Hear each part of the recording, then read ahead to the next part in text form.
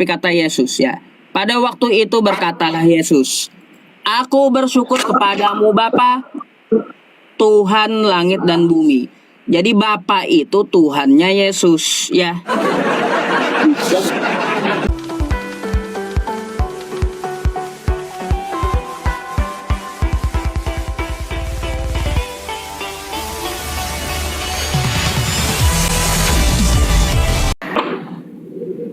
Kena sawan.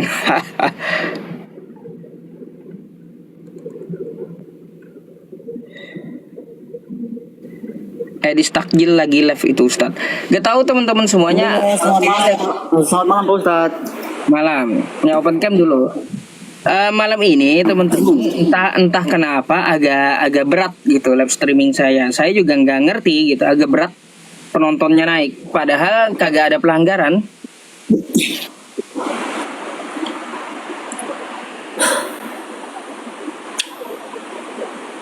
Seperti biasanya. Ya ampun. Nah, Anda mau bertanya atau mau ditanya nih? Iya, saya mau bertanya dulu, bisa nggak? Ada. Iya, di sini ada kata iya sampai 3 kali ya. Iya dan iya dan iya. Tuhan. Iya. Kenapa sampai harus Kenapa sampai Halo? Tuhan mati? Kenapa? Kenapa sampai harus jadi pertanyaan, Pak? Saya yang nanya, Anda malah nanya. Iya, Tuhan mati. Menurut Anda Tuhan bisa mati? Ya makanya kan begini, kan sesuatu yang tidak tahu itu makanya tanya kan. Nah, Bapak kan dalam keadaan tanya, makanya saya tanya, kenapa Bapak kasih tanda tanya? Kenapa? Lah, makanya saya tanyakan apakah wajar Tuhan mati? Makanya dikasih tanda tanya biar tahu ini adalah pertanyaan untuk siapa? Untuk kawan kita yang Tuhannya mati. Ada. Di dalam ketika Bapak tanya saya juga tanya Bapak, kenapa? Karena Bapak yang memberikan tanda tanya ke muka. Oh, ya wajar kalau saya berikan tanda tanya berarti harus ada jawabannya kepada yang ditanya. Oke, aku akan jawab nih. Tuhan mati. Tuhan itu tidak bisa mati, Pak. Oh, lalu? Tuhan tidak bisa mati. Baik, kalau Ya, Tuhan itu tidak bukan bisa saya. mati, berarti yang mati di tiang salib itu bukan Tuhan. Yang mati, kalau kita berbicara mengenai Yesus, ketika kita berbicara mengenai Yesus, kita harus tahu, ya, latar belakang dia itu firman, Pak. Yang adalah, dan firman itu latar belakangnya Allah. Nah, firman itu latar Ya kan? belakangnya Allah. Itu bukan Jadi ajaran manusia. Yesus itu.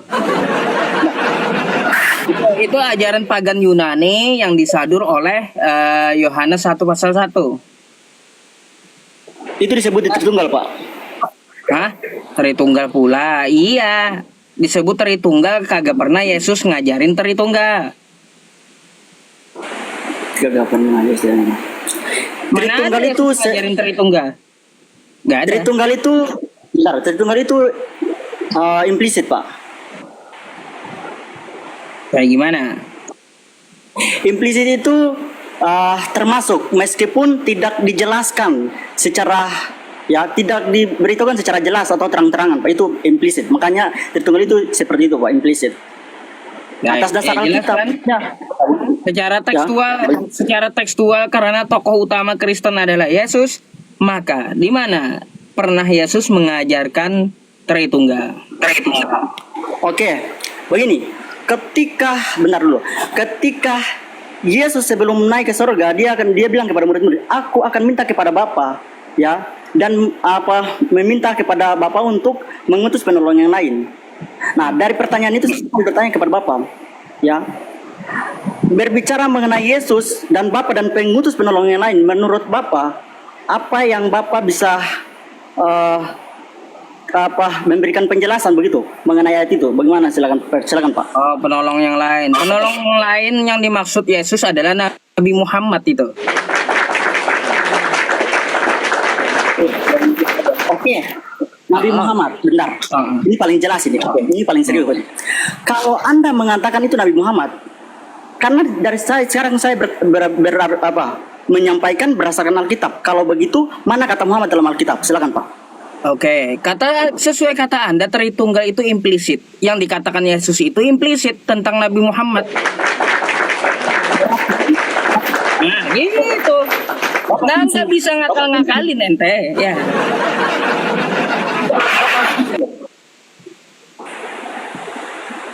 Betul nggak? Gimana? Jujur aja. Gimana sih? Apanya? Maksudnya kan Bapak menanyakan, Bapak menjawab bahwa yang dimaksud dengan penolong yang lain itu Muhammad. Pertanyaan saya, apakah Muhammad ada dalam Alkitab? Sehingga Bapak mengatakan demikian. Dasar Bapak Baik. bentar dulu. Memangnya Nabi Muhammad hidup di abad pertama? Ya, enggak lah. Kayak gimana sih? Oh. Iya, makanya sesuai dengan Bapak sampaikan, Bapak narasikan, dasar Bapak itu apa? Sedangkan sebenarnya setahu saya kata Muhammad tidak secara eksplisit terang-terangan di Alkitab ini yang mengatakan ketika saya menarasikan bahwa Yesus minta kepada Bapak untuk mengutus penolong yang lain. Bapak kenapa Ya mengatakan bahwa iyalah. penolong yang lain? Gini, Kenapa, Pak? Anda perlu tahu, ya Nabi Muhammad itu tidak hidup di zaman Yesus. Enggak. Tidak di dalam namanya. Tidak hidup di zaman Yesus. Tidak. Bagaimana? Oh, iya betul. Kalau Nabi Muhammad, kalau Nabi Muhammad hidup sejaman dengan Yesus, maka disebut Yesus langsung namanya. Yang namanya nubuatan itu tidak secara spesifik nyebut nama seorang penolong lain, ya. Menurut Anda siapa seorang penolong lain itu? Menurut Anda? Ya, nanti menurut saya dulu. Saya masih mengenai kata Muhammad dulu. Kalau Bapak mengatakan penolong yang lain itu adalah Muhammad, menurut saya, setahu saya Muhammad tidak pernah menolong saya, Pak. Ketika saya dalam kesedihan, kesusahan, kesepian, kelemahan, Muhammad tidak pernah. Sekarang dia itu kenyataannya, Pak. Itu iya, secara rasional saya berpikir begitu, Pak. Baik, ya kalau Anda merasa Nabi Muhammad tidak menolong Anda, berarti Anda telah membangkang apa yang dikatakan Yesus. Kan gitu aja. Kata Yesus seperti apa? Dia meminta kepada kepada Bapa seorang penolong lain. Kalau dia tidak pergi, maka penolong itu tidak akan datang. Kan kayak gitu. Penolong itu akan mengajarkan kamu segala hukum, akan membawa kepada kamu dalam kebenaran, dan dia akan memuliakan aku. Itu kata Yesus yang namanya seorang penolong. Nah, sekarang kita cek dulu dah ya, dari ciri-ciri yang dikatakan Yesus. Yang memuliakan aku, kata Yesus, seorang penolong itu, ya. Bentar dulu. Oke. Bapak mengatakan penolong yang lain itu tertuju kepada ajarannya, ya kan? Orang, paham nggak kata orang? Seorang, apa sih ajaran orang? Ada. Yang saya maksud orang. Jadi yang dimaksud Yesus itu seorang. Paham kan dengan orang? Bukan roh. Bukan roh. Roh itu orang emang. Yang disebut Yesus itu orang yang akan memuliakan dia. Iya, tapi di sini juga Bapak juga punya kesalahan. Ketika Bapak mengatakan orang, artinya Bapak tidak setuju dengan saya ketika saya mengatakan Roh Kudus. Nah, ketika Bapak menyatakan orang, berarti ini bukan saya yang katakan. Ini siapa yang katakan? Karena Bapak Yesus mengatakan atau orang itu. saya sih? Ini Anda paham dengan orang kan? Orang. Kata Yesus itu orang. Nah, bukan kata saya. Bapak paham nggak dengan nama? Kalau orang ya orang, nama ya nama. Kenapa Bapak bilang nama? Orang itu adalah Muhammad. Muhammad itu nama, Pak, bukan orang. Memangnya Nabi Muhammad itu bukan orang? Nabi Muhammad itu ya orang, manusia. Nabi Muhammad itu bukan roh dia, tapi manusia, orang. Kayak gimana sih? Kalau Bapak mengatakan Muhammad, saya juga bisa mengatakan Paulus, Pak. Kalau secara begitu, kalau secara Paulus baik, kita banding aja, ya. Kata oleh Yesus, ya penolong itu akan memuliakan aku. Kita cek ya. Nah, pertanyaan saya, bentar dulu. Oke, kita lihat dari perspektif itu ya.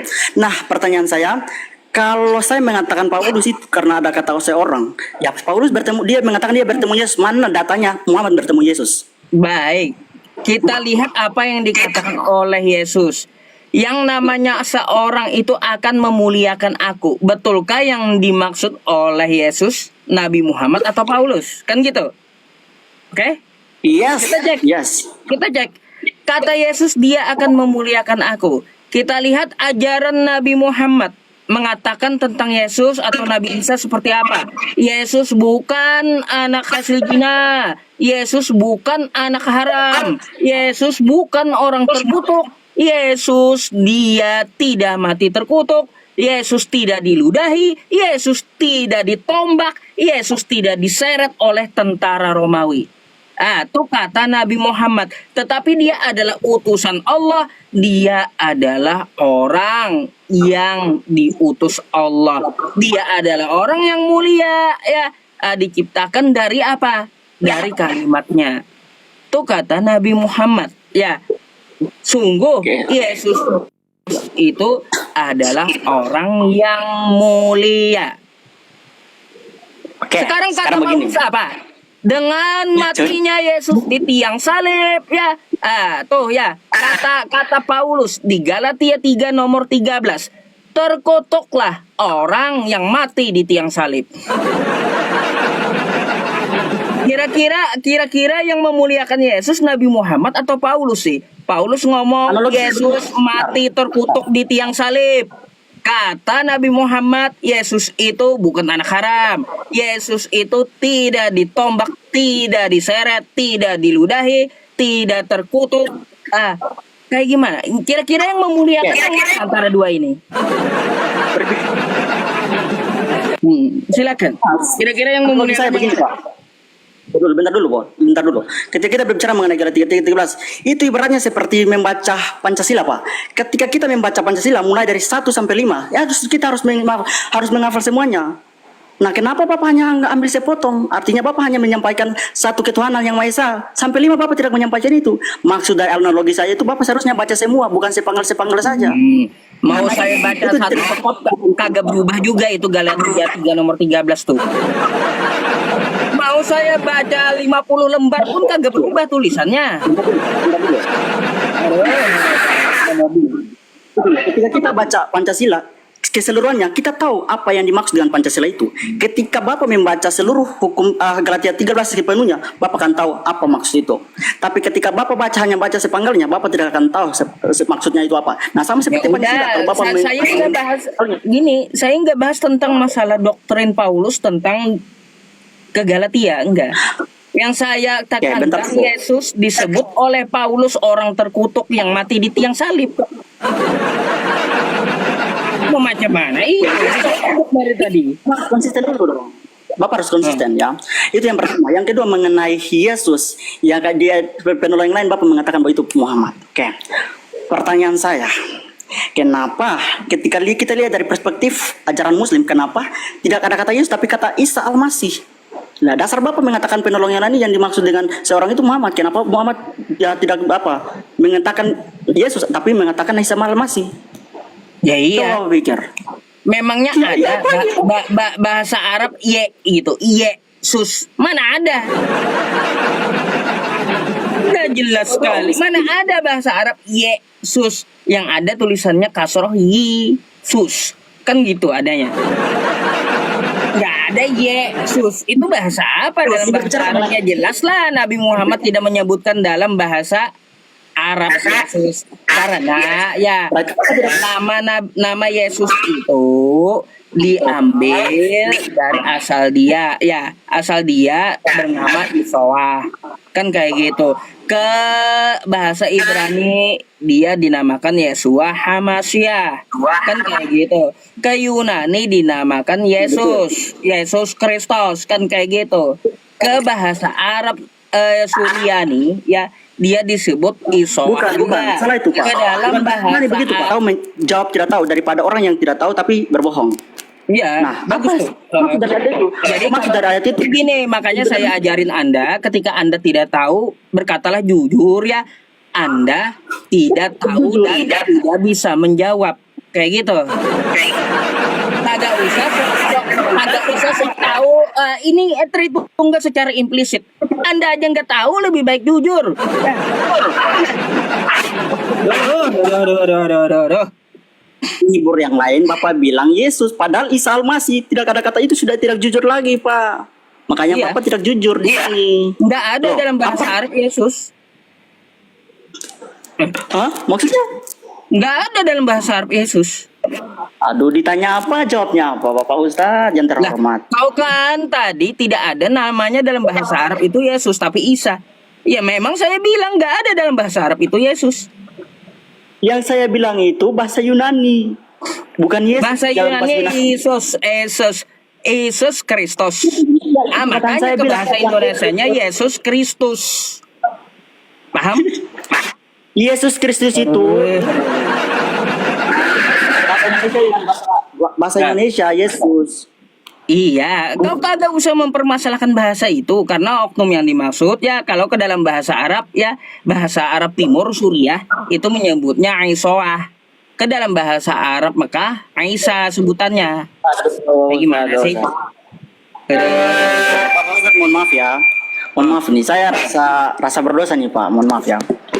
Begini aja.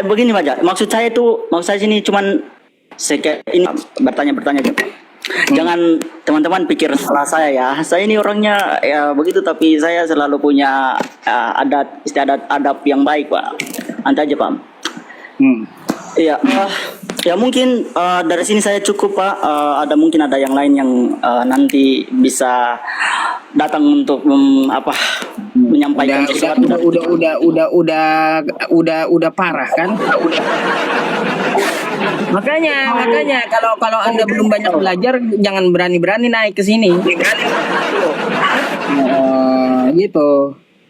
Bapak kenapa tidak menghargai saya? Bukan nggak menghargai karena apa? Anda aja ngomong di mana Yesus ngajarin Tritunggal. Anda bilang kagak Tritunggal itu implisit. Padahal Anda bilang Anda tahu gitu. Jadi saya mau kayak gimana? Apa yang tidak tahu, Pak? Apa yang tidak tahu? Nah, kalau Anda bilang ya Yesus tidak ada mengajarkan Tritunggal, bilang aja nggak ada dari awal. Kalau Anda tidak tahu juga Yesus mengajarkan Tritunggal secara nyata, secara tekstual, ya memang tidak ada. Saya maksud itu ngomong aja nggak ada gitu. Nggak perlu itu secara implisit. Apa coba? Itu yang jadi masalah. Implisit itu termasuk meskipun tidak dinyatakan secara jelas-jelas terang-terangan. Makanya itu ya, makanya dengan adanya itu, makanya di sini saya mengadakan ketika Yesus sebelum dia naik, dia mengatakan kepada murid-muridnya, saya akan minta kepada Bapa untuk mengutus penolong yang lain. Nah, kata Bapa itu siapa? Silakan, Pak. Kalau memang Bapa Bapak menolak Tritunggal itu, sekarang jelaskan Bapa itu siapa, Yesus itu siapa, penolong yang lain itu siapa? Jangan katakan penolong yang lain itu Muhammad. Penolong yang lain kan udah saya buktikan nggak ada bantahan itu dari Anda kan gitu. Penolong yang lain Betul nggak? Misteri, Papa. Bentar. Penolong yang lain itu kan masih misteri, anggap masih misteri. Nah, kita bahas mengenai Yesus dengan Bapa. Yesus dengan Bapa. Coba Bapak jelaskan Bapa itu siapa, Pak? Bapak itu Tuhannya Yesus. Bapaknya itu Tuhannya Yesus. Ini berbicara mengenai Kristen, Pak. Berbicara mengenai Kristen. Kalau menurut Kristen ya Bapak itu satu pribadi dengan Yesus, itu menurut Kristen. Tapi kalau menurut Yesus Bapak itu Tuhannya Yesus, bukan dia. Bapak esensinya apa, Pak? Bapak esensinya apa? Nah, Bapak itu adalah sumber. Kan pemahaman Kristen kayak gitu, betul? Sumbernya kurang tepat, Pak. Memang sumber itu betul, tapi jadi tanyanya esensinya, Pak. Esensinya nggak kelihatan. Kayak gimana kita mau lihat hakikat kan? Hakikat dari sang sumber.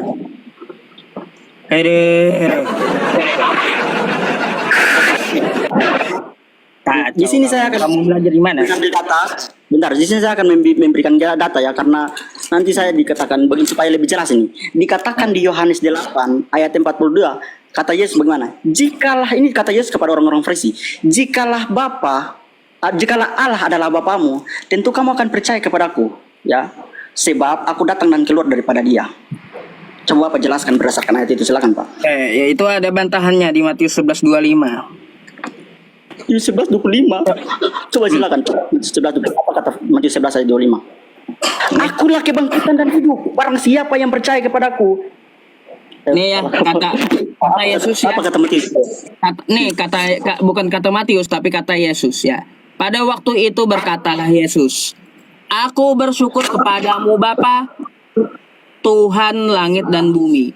Jadi Bapa itu Tuhannya Yesus ya. Oke. Bapak tahu kenapa sampai dia harus kata bersyukur kepada Bapak?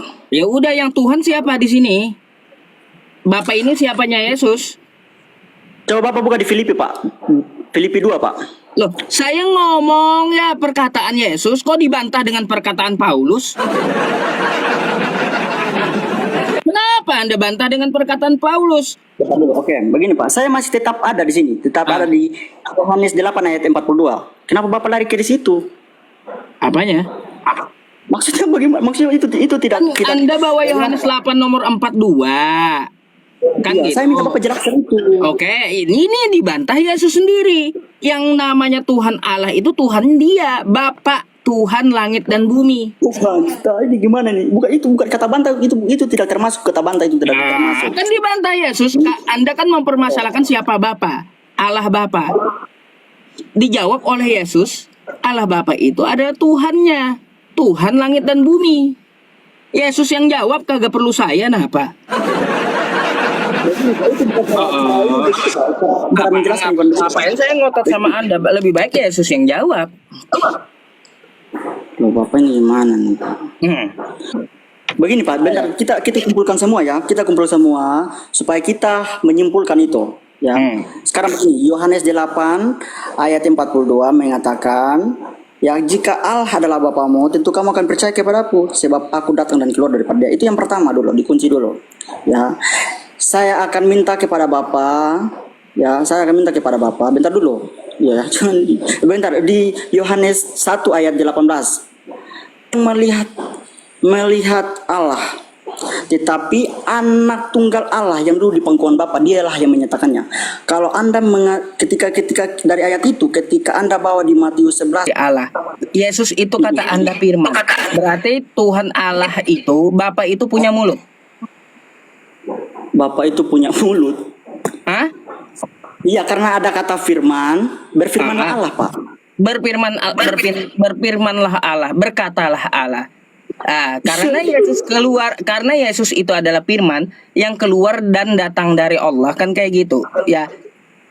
Lalu saya mau tanya dulu, Bapa di sorga itu punya mulut gitu? Bapak di sorga itu punya mulut. Begini Pak, kalau menurut saya sih menurut Anda. Nggak bisa menurut Anda. Yesus aja kagak kenal dia dengan Bapa yang di sorga kayak gimana bentuknya. Karena kata Yesus, suaranya tidak dapat didengar dan rupanya tidak dapat kau lihat. Kok menurut Anda? Sekarang begini. Ini Bapak Bapak ini nggak percaya nggak kalau kalau Muhammad begini, kita berbicara mengenai Bapak punya mulut. Begini, kalau secara umum, secara Kristen, Bapak itu tidak punya mulut karena Bapak itu tidak bisa digambarkan seperti apa. Tapi dari ayat ini berfirman Allah, kan kita sudah tahu berfirman Allah artinya apa kan? Jadi dari mana firmannya muncul? Dari mana firmannya muncul? Ya dari Allah, karena Allah mengutus firmannya. Berarti punya mulut dia karena berkata gitu. Ya aku tidak bisa. Karena berkata berarti punya mulut Tuhanmu gitu. Seperti itu Pak. Karena ini berbicara mengenai Allah Pak, begitu.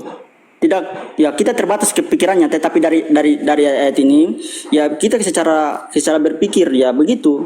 Allah mengutus firman-Nya. Oke, ya Udah, saya nggak permasalahkan itu lagi karena kau juga nggak tahu eksistensi Bapak kayak gimana. Punya mulut atau tidak kagak tahu juga. Kau kan kayak gitu. Baik, saya akan tanggapi dulu ya Yohanes 8 nomor 42. Jikalau aku adalah Bapamu, jikalau Allah adalah Bapamu, kata Yesus, kamu akan mengasihi aku. Sebab aku datang keluar dari Allah dan aku datang itu bukan atas kehendakku sendiri, melainkan dialah yang mengutus aku. Kan kayak gitu. Lalu Anda tambahkan ya Yesuslah yang menyatakan Bapa. Saya sepakat. Karena kalaunya tidak dinyatakan oleh Yesus, orang kagak kenal dengan Bapa. Nggak bisa. Oh, jadi menurut Bukan Bapak, berarti Yesus itu adalah Bapa. Sama dengan Nabi Muhammad. Ya, Nabi Muhammad menyatakan Allah. Ya, Yesus menyatakan Bapa. Musa menyatakan Yodhet Pape, Tuhannya Hasem. Karena oh melalui ini para Pak. nabi Tuhan itu dinyatakan. Kalau bukan melalui para nabi, ya bukan melalui para utusan, dari mana manusia tahu tentang Tuhan? Oke, begini Pak, begini. Nah, kalau kita Aduh, berbicara mengenai itu, bentar dulu, jangan dipotong. Ketika kita berbicara mengenai hal itu, coba kita lihat. Berarti kita membandingkan, membedakan antara Yesus, ya, antara Yesus tentang Kristen aja ya, jangan kata Muhammad nanti salah lagi. Ini tentang Yesus, Musa dengan Abraham. Dari ketiga tokoh ini, yaitu Musa, Abraham dengan Yesus. Dia berdasarkan apa yang telah digambarkan mengenai Bapa itu, apakah Musa dan Abraham melakukan hal yang sama seperti Yesus itu? nah, Sehingga Bapa mengatakan seorang nabi yang bisa dia yang menjelaskan tentang Bapa. Tapi ketika itu dalam itu berbeda, Pak. Yesus adalah Yesus, Musa adalah Musa, Abraham adalah Abraham.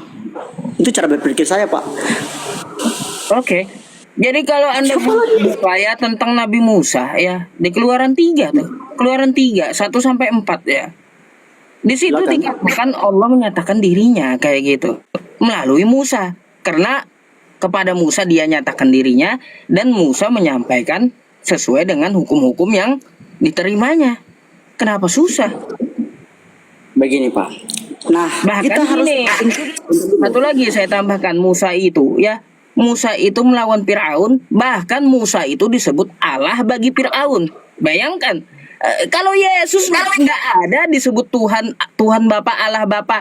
Yesus kau adalah aku, nggak ada. Tapi Nabi Musa ada. Nabi Musa dinyatakan Allah bagi Firaun oleh Tuhan. Kalah kalau mau banding kalah nih, kalau mau bandingin Nabi Musa Yesus dengan Nabi Musa kalahnya di situ udah. bentar dulu. Jangan kata kalah dulu, Pak. Nah, Yesus bangkit. Ini bisa harus dijadi pertanyaan, jadi persoalan ini. Yesus bangkit di antara orang mati. Musa, Abraham tidak. Itu yang jadi pertanyaan. Itu yang pertama. Yang kedua, ya. Ya, yang kedua, Yesus Abraham dengan Musa, ya. Abraham dengan Musa tidak bisa, ya, tidak bisa menggambarkan mengenai Bapa, begitu. Kalau Anda bisa mengatakan Musa dan Abraham bisa menggambarkan Bapa, benar dulu, menggambarkan Bapa, ya, sesuai dengan Yesus menggambarkan Bapa itu, di mana ayatnya, Pak? Seperti harus sesuai begitu. Apa kata Ya. Yesus menggambarkan Bapa Kata kayak Bapa, gimana? aku di dalam Bapa, bentar, ini Yohanes 14 ayat 10. Aku di dalam Bapa, Bapa di dalam aku. Apakah Musa dan Abraham melakukan demikian? Gimana penggambarannya di situ? Bentuknya kayak gimana? Warnanya kayak gimana? Bisa nggak ya? Bisa nggak? Kayak gimana Bapak itu? Warnanya kayak gimana kan kayak gitu. Terus bentuknya seperti Ini apa? bicara mengenai warna, Makanya kan kata siapa tuh muridnya Yesus? Kata Thomas atau Filipus ya kalau nggak salah bertanya tentang Bapa. Apa jawab Yesus? Ngeles dia. Kalau kamu lihat aku berarti kamu telah melihat Bapa. Iya.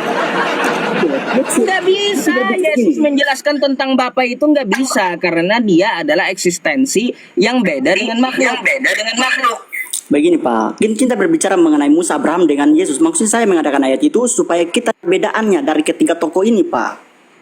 Kamu mengerti? Bapak bisa menangkap nggak? Nggak ada bedanya dari mereka.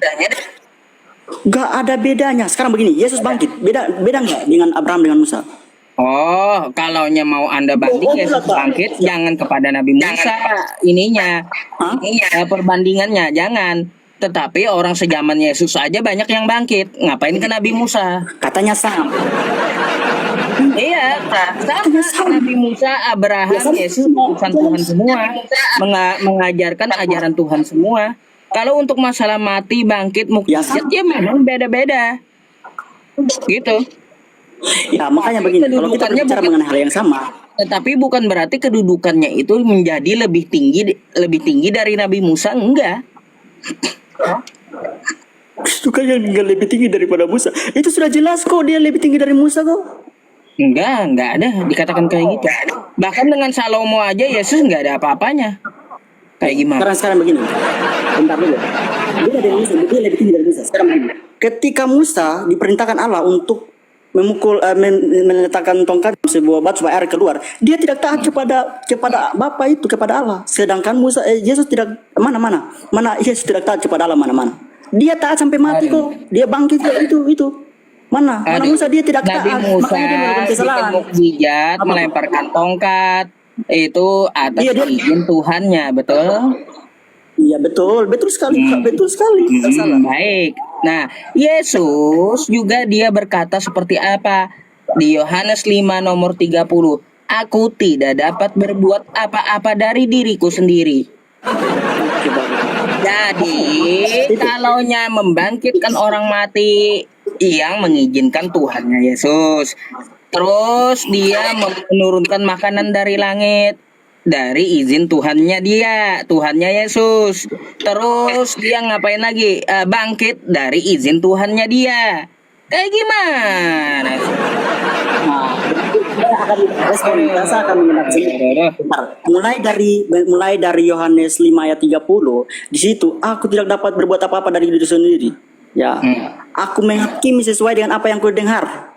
Sebab penghakiman itu kuadil. Itu berbicara mengenai penghakiman kuadil, Pak. Betul. Makanya ada Dia kata utus dan mengutus. Yesus didikte Bentar dulu. siapa di situ? Ya, kita di republik ini saja. Kalau bukti tidak kuat, kita akan dituntut balik. Nah, sama seperti Yesus, dia harus bersaksi dengan Bapak itu, pakai kata Bapak itu. Maka supaya dia membuktikan penghakimannya itu Baca adil. lagi ayatnya, Apa yang baca dia lagi. katakan itu adil. Biar paham. Itu berbicara mengenai Yohanes Biar paham. 53. Aku tidak dapat berbuat apa-apa dari diriku sendiri.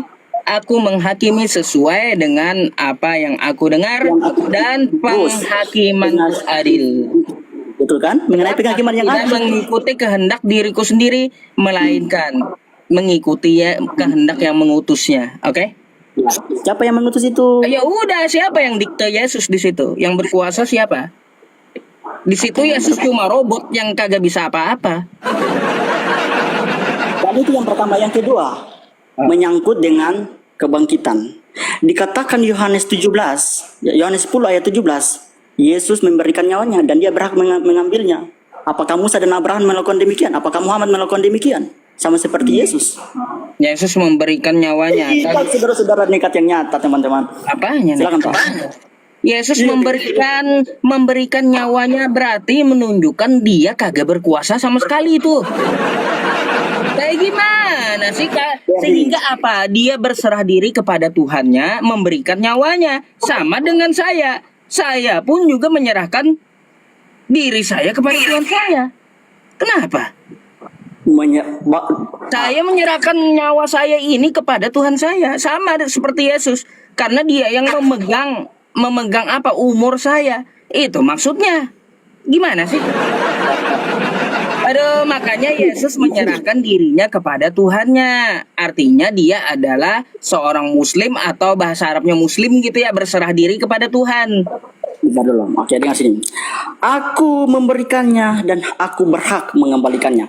Kalau Bapak masih tetap mempertahankan apa yang telah Bapak katakan, apakah Bapak bisa mengambilkan nyawa Bapak lagi ketika Bapak sudah memberikannya? Oke, baik. Jadi begini, ya. Kata Tuhannya umat Islam, kalau kamu orang benar, maka apakah kamu bisa mengembalikan nyawamu yang udah mati? Jangan pergi situ. Saya tanya Bapak, apakah Bapak bisa mengambilkan nyawa? Itu perbandingannya. Artinya apa? Ketika Yesus menyerahkan dirinya dan dia tidak dapat berbuat apa-apa, yang mengizinkan dia bangkit, yang mengambil kembali adalah Tuhannya. Pak, Udah dibilang, ya, udah dibilang, Yesus itu adalah utusan Tuhan yang mana dia berserah diri dan dia tidak dapat berbuat apa-apa dari dirinya sendiri. Anda aja yang ngotot menyalahi ajaran Yesus sendiri gitu. Ketika kita berbicara mengenai Ya, Yesus tidak berbuat apa dari diriku sendiri, itu berbicara mengenai ketaatannya kepada Allah Bapa yang telah mengutus dia, karena dikatakan di Yohanes 5 ayat 30 itu seperti itu. Nah, ketika kita berbicara mengenai apakah Yesus, ya, Yesus itu ketika dia mati itu kira-kira seperti apa, itu jadi pertanyaan. Nah, saya membawa ayat Yohanes coba kayak gini. Saya mau tanya tuh, ada satu yang bikin saya heran. Selain Yesus Herannya apa? bangkit, ya, selain Yesus bangkit, banyak orang kudus yang bangkit. Itu sama-sama bangkit kayak Yesus. Kenapa tidak kalian sembah itu orang-orang kudus? Ya, karena orang kudus adalah orang kudus, Yesus adalah Yesus. Kan Yesus seorang kudus juga. Orang kudus juga, Pak. Tetapi orang kudus itu pertanyaannya mereka siapa? Lah, kan sama-sama Kalau bangkit ketika toh. Bentar dulu, ketika dipertanyakan Yesus siapa ya, saya bisa jawab Yesus adalah Firman yang adalah Allah. Tapi Roh Kudus, orang-orang yang bangkit itu, ya mereka bangkit karena mereka disebut orang kudus karena mereka percaya apa yang dikatakan pada Iya. apa? Dia Ajaran-ajaran mau orang Kudus atau Jawa Tengah atau orang manapun atau kayak gimana pun kelakuannya, saya nggak pernah masalahin itu. Yang menjadi tolak ukur itu sama-sama bangkit. Kan kayak gitu yang Anda banggakan karena dia bangkit. Nah, orang-orang Kudus juga bangkit kayak Yesus gitu. Kenapa tidak Anda sembah itu? Ya, sekarang begini. Sekarang begini, Pak. Menurut Bapak, apakah Muhammad adalah orang yang kudus? Nah, Nabi Muhammad itu maksum. Terus? Saya tanya, apakah Muhammad adalah seorang yang kudus? Kalaunya orang kudus, berarti orang muqaddas, orang kudus. Jelas para nabi itu orang kudus. Nah, pertanyaan saya, Bapak percaya nggak ketika masa penghakiman Muhammad itu akan selamat? Nah, terus? Halo? Ya begitu pun dengan orang kudus-kudus yang telah bangkit. Mereka dikatakan terus karena terus. Bedanya apa? Apa bedanya? Sama dengan Yesus. Bentar dulu. Ketika ini kan berbicara mengenai Yesus. Ketika Yesus mati atau ketika Yesus bangkit itu kan orang-orang kudus itu kan bangkit. Itu dikarenakan. Iya, sama-sama bangkit kan? Itu dikarenakan Yesus, Pak. Betul. Dari mana ngarang? Dari mana dikarenakan Yesus mereka bangkit sendiri, banyak orang keluar dari kubur dikarenakan Yesus kayak gimana? Oh, jadi tidak ada sebab. Ada dasar kau ini. Apa tidak ada sebab? Sesuatu yang ada di permukaan bumi ini jadi itu karena ada sebab, Pak. Sesuatu yang tidak jadi itu juga ada sebab. Kita bicara mengenai Udah, sesuatu itu ada tunjukkan sebab. sama saya orang-orang itu dibangkitkan Yesus mana? Aduh, sekarang begini. Sekarang saya yang tadi Bapak kan Tunjukkan membawa. sama saya orang-orang itu dia dibangkitkan Yesus mana kayak gitu? Hah? Bukan Yesus Kata Anda ada membangkitkan. sebabnya. Nah, kalau gitu saya tanya dulu sama Anda. Orang-orang yang bangkit itu dibangkitkan oleh Yesus berarti itu mana ayatnya? Kan Bapak yang tadi mengadakan ayatnya ya, bentar tentang orang-orang kudus bangkit kan. Sekarang Bapak buka di mana yang tadi? Biar kita lihat. Matius 27 nomor 52. Kita lihat ya, kita baca ya di situ ya. Matius 27. Apa kata firman Tuhan? Tanda tanya. Bentar. Oh.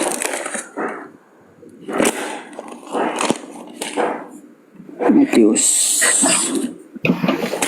52 sampai 53 ya. Baca. 52 sampai 53. Nah. Oke. Aduh. Alin, Pak. Nah, bentar ini topiknya dulu ya, Pak. Topiknya Yesus mati. 52. Bentar. 52. Bentar, ini baca dari 51 ya. Yesus berseru pula dengan suara nyaring, lalu menyerahkan nyawanya. Dan lihatlah. Matius 27. Ya, kita baca dari ini dulu dong.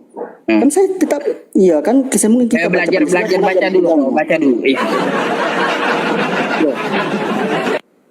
Kan begini Pak, ketika kita baca Pancasila, semua kita mulai dari 3. Kita harus mulai dari 1, Pak. Begitu kan, betul kan? Kita kalau hitung satu sampai Udah 100, baca kita mulai dari dulu, biar kau pinter baca dulu. Soalnya saya udah tamat kitabmu itu. Heeh. Oke, siap. 50 dan 50 ini ya, 50 dari 51 aja. Dan lihatlah tabir bait suci terbelah dua dari atas sampai ke bawah, dan terjadilah gempa bumi, dan bukit-bukit batu terbelah, ayat 52, dan kuburan terbuka, dan banyak orang kudus yang telah meninggal bangkit. Nah, ya kan? Di mana Ya, Yesus ketika dibangkitkan di situ? Ini kan bukan berbicara mengenai Yesus membangkitkan mereka, Pak. Ya iya, artinya dia bangkit sendiri kayak Yesus. Iya, Aja dari ini kan tadi kau berkaitan ngotot, dengan artinya Yesus. apa? Mereka bangkit sendiri, Loh, Pak. bangkit sendiri Ini kan kayak Yesus. Loh, ini kan berkaitan dengan Yesus, Pak. Nah, Yesus berseru, ya kan? Ada kata Yesus di situ, Pak. Makanya jangan kita ketika Bapak mengatakan begitu, saya akan jadi pertanyaan. Sebab ya ini iya, makanya saya bertanya. Kata Anda tadi ngotot sama saya orang orang kudus itu bangkit karena dibangkitkan Yesus. Mana ayatnya? Jangan asumsi sama saya, loh, ketahuan pasti. mana saya mengatakan begitu, Pak? Pak, saya pertanyaan saya, Bapak saya yang mengadakan ayat itu atau Bapak yang mengadakan? Hah? Tadi saya kan nanyakan kepada Anda masalah orang-orang kudus, oke? Masalah Nah. betul, masalah orang kudus. Orang kudus Nah, yang kan- bangkit karena tolak ukurnya adalah bangkit yang kau banggakan kepada Yesus, kan gitu. Yang kau banggakan orang mati lalu bangkit. Sama seperti Yesus, ada di zaman Yesus banyak orang kudus yang bangkit sendiri gitu. Begini, kalau begitu jadi pertanyaan juga, Pak. Apakah orang kudus melakukan hal yang sama? Yang dimana dikatakan di Yohanes 10 ayat 17. Oh, Yesus itu memberikan- beda-beda cerita. Tolak ukurnya sama-sama bangkit. Kalaunya masalah kelakuan masing-masing beda cerita lagi. Beda cerita. Kalau kelakuan masing-masing itu kan bagaimana Yesus utusan atau gimana hidupnya, bagaimana orang kudus itu hidup, bagaimana kelakuannya kan itu beda cerita. Tapi tolak Iya, betul. ukurnya sama-sama bangkit gitu. Betul. Makanya kadang-kadang kenapa kata berbeda ya betul. Yes ya Yesus, orang kudus ya orang kudus. Ya iya, Gimana, Pak? iya, sama-sama bangkit gitu. Iya sama-sama bangkit. Ya Betul, udah, kalau karena bangkitnya kau Tuhan kan, kau sembah Yesus, sembah juga orang kudus tuh sama. Kalau tolak ukurnya bisa bangkit sendiri kan gitu. Begini Pak. Oh. Ayo, kayak gimana? Ya begitu. Begini Pak. Begini. Kalau ketika kita lihat dari situ, Yesus adalah Yesus, orang kudus adalah orang kudus. Enggak Kalau ada, orang anda bakal anda bisa bantah itu karena sama-sama bangkit. Iya sama-sama bangkit, tetapi kita berbicara mengenai siapa Yesus, siapa orang-orang kudus kan? Kalau kita berbicara mengenai siapa orang kudus dan siapa Yesus, tentu orang kudus adalah orang kudus, Yesus adalah Yesus. Muter udah. Aduh, muter kamu. Kudus itu, saya tahu dia berasal dari mana, sedangkan Yesus mengatakan, kamu berasal dari bumi, aku berasal dari atas, kamu berasal dari bawah, aku berasal dari atas. Oh ya, kamu berasal dari bawah, aku berasal dari atas, kata Yesus. Baik. Saya mau tanya juga, itu ayat aneh juga itu. Gak aneh Pak. Kenapa? Kenapa aneh? Yang dimaksud Yesus dari atas itu, ya Yesus kita ketahui dia dari rahim Maria, kan kayak gitu. Dia dikeluarkan dari rahim Maria. Jadi yang dimaksud Yesus dia dari atas itu dia dari rahim Maria gitu. Yesus dari atas itu karena ada kata utus dan mengutus. Dia dari atas itu yang dimaksudkan dari rahim Maria atau kayak gimana? Ya dikatakan di lahir Maria itu dikarenakan kan ya. Ya keren, coba kita lihat waktu malaikat bertemu dengan Maria. Salam Maria, sesungguhnya engkau mendapat karunia dari Allah, sesungguhnya engkau akan mengandung dan melahirkan seorang anak laki-laki. Ya begitu, jadi begitu Pak. Pusing pasti ente bang. Udah, mungkin besok kita bisa sambung lagi ya. Soalnya saya juga mau istirahat bang. Malam ini aduh kepala saya agak berat nih. Hormat, Pak. Oke ya, Tentunya, nanti iya. bisa kita sambung lagi ya. Ya, siapa? Mohon maaf ya Bapak ya, jika ada kata yang salah, saya mohon maaf lahir dan batin, Pak. Hormat, Pak. Oke, makasih banyak ya atas Ya, diskusinya. siap, Pak. Ya, Oke. siap. Selamat malam. Ya, malam shalom, Pak. Aduh, teman-teman semuanya, kepala saya kok agak berat ya. Agak sesak napas juga. Ada ya, terus daripada pusing juga, saya kebanyakan dengar dia muter kan, ya lebih baik suruh belajar dulu, nanti kembali lagi gitu ya. Sayang tadi nggak sempat saya rukyah gitu. Ya. Aduh, buang-buang durasi katanya. Baik ya teman-teman semuanya, kemungkinan ini saya akan istirahat lebih dulu gitu ya, izin pamit lebih dulu ya teman-teman semuanya. Oh pas jam 12 rupanya. Pas cocok ya, jam 12 rupanya. Baik ya teman-teman semuanya, kalau jam 12 malam berarti kita waktunya istirahat gitu ya. Soalnya siapa tahu kan ada yang mau joget-joget besok ya, perlu tenaga kan gitu. Ya istirahat dulu ya kawan-kawan semuanya. Ya udah kawan-kawan semuanya, yang di YouTube manapun saya berterima kasih banyak gitu ya. Kita akan tutup dengan doa ya.